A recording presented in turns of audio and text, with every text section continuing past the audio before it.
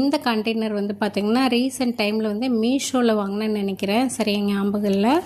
இது வந்து ஒரு அரவுண்டு 150 to 200க்குள்ளே தான் இருக்கும். நான் இது நாள் வரைக்கும் கருவேப்பிலை, புதினா, கொத்தமல்லிலாம் தனித்தனி பாக்ஸில் ஸ்டோர் பண்ணி வச்சுருந்தேன்.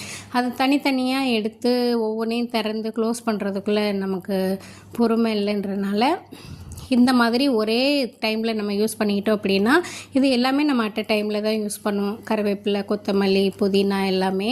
இப்போ பிரியாணி செய்கிறோன்னா கொத்தமல்லி, கருவேப்பிலை, பச்சை மிளகா 3மே எடுப்போம். அப்போ அட் அ டைமில் வந்து நம்ம இந்த ஒரே பாக்ஸை எடுத்து நம்ம டக்கு டக்குன்னு யூஸ் பண்ணுறதுக்கு ஈஸியாக இருக்கும். பச்சை மிளகாயை வந்து எப்போவுமே இந்த காம்புகளை எடுத்துட்டு நம்ம ஸ்டோர் பண்ணி வச்சோம் அப்படின்னா சீக்கிரம் பழுக்காது, கெட்டு போகாதுன்னு, அழுகாதுன்னு சொல்லுவாங்க. ஸோ வந்து அந்த காம்புகளே நீக்கிட்டு நான் அழகாக வந்து இந்த மாதிரி ஸ்டோர் பண்ணி வச்சுக்கிட்டேன். இந்த மாதிரி நம்ம ஸ்டோர் பண்ணி வைக்கும்போது பார்த்திங்க அப்படின்னா யூஸ் பண்ணுறதுக்கு ஈஸியாக இருக்கும். ஆனால் இதில் இன்னொரு சிக்கல் என்ன அப்படின்னு பார்த்திங்கன்னா, அப்படியே நம்ம இதை க்ளோஸ் பண்ணி வச்சுட்டோம் அப்படின்னா அந்த தண்ணிலாம் வந்து இதில் பட்டு பட்டு அப்படியே ஒரு மாதிரி அழுகிடும் அந்த கீரையெல்லாம்.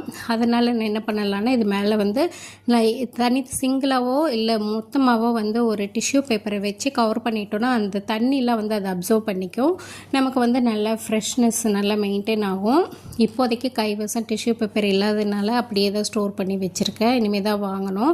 என் பையன் அதுக்குள்ளே அவனே வந்து பசிக்குதுன்னு சொல்லிட்டான்.